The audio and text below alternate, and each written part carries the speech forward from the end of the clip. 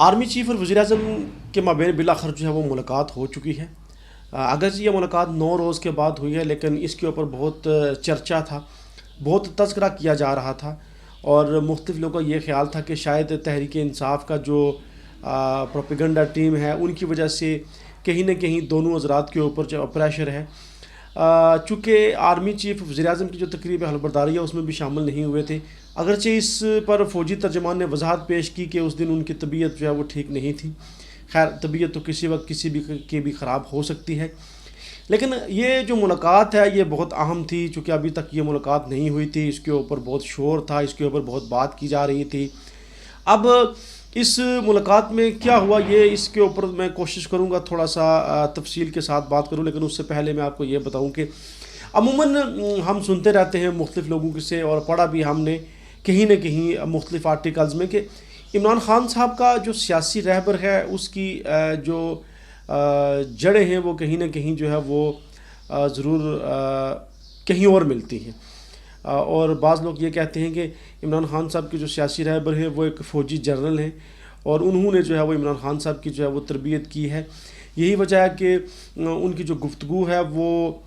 سیاسی انداز سے نہیں ہوتی، ان کا جو عمل ہے وہ بھی سیاسی انداز سے نہیں ہوتا، وہ سیاستدانوں سے بہت مختلف ہیں، اور بعض اوقات تو لوگ یوں بھی کہہ دیتے ہیں کہ وہ سیاستدان ہے ہی نہیں ہیں، ان کو جو ہے وہ سیاست کی سمجھ بوجھ نہیں ہے۔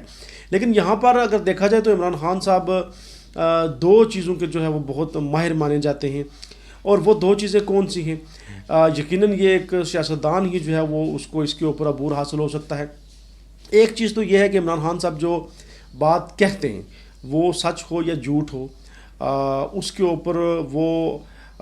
اس کو بیانیہ بنا کر اس انداز سے کہتے ہیں کہ اس کو وہ سچ بنانے میں، یا اس کو لوگوں کے اندر جو ہے وہ اس کو مقبول بنانے میں وہ بہت ماہر ہیں۔ ایک تو ان کے اندر یہ خوبی ہے، جو بات ان کے منہ سے نکل گئی، جس بات کو انہوں نے بیانیہ بنایا،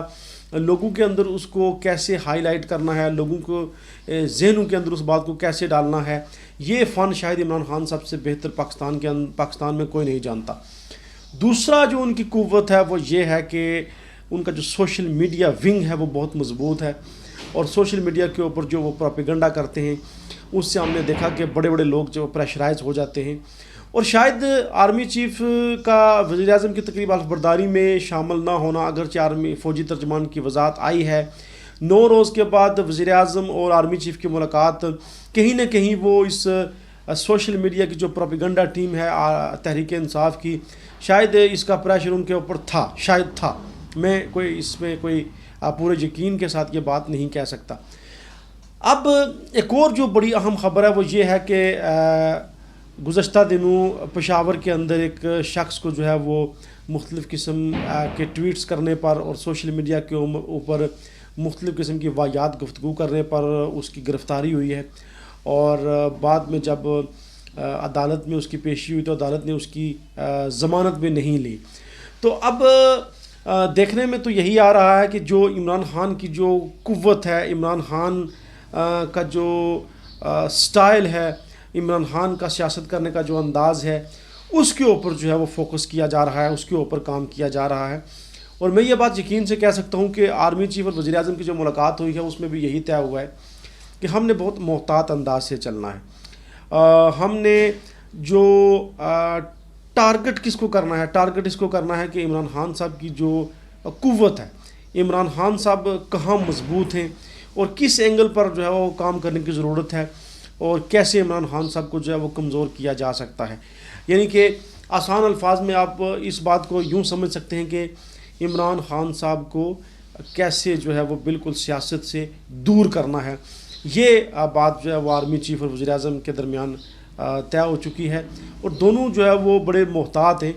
اب سوشل میڈیا کے اوپر جو کمپین کی جا رہی تھی اس کے اوپر پورے پاکستان میں مختلف لوگوں کے خلاف ایکشن ہوا ہے، پرچے درج ہوئے ہیں، اور لوگوں کو جو ہے وہ اٹھایا گیا ہے اور حوالات میں دیا گیا ہے۔ تو یقیناً یہ جو ایک بہت بڑی قوت ہے عمران خان صاحب کی سوشل میڈیا کے اوپر پروپیگنڈا کرنا، وہ پروپیگنڈا جھوٹا ہوتا ہے یا سچا ہوتا ہے، بہرحال ایک قوت ان کے پاس ہے، اس کو جڑ سے ختم کرنا، اور یہ ہوگا، یہ شہباز شریف سب کریں گے، اور بلکہ وہ کرنا، اس کے اوپر کام شروع ہو چکا ہے۔ اور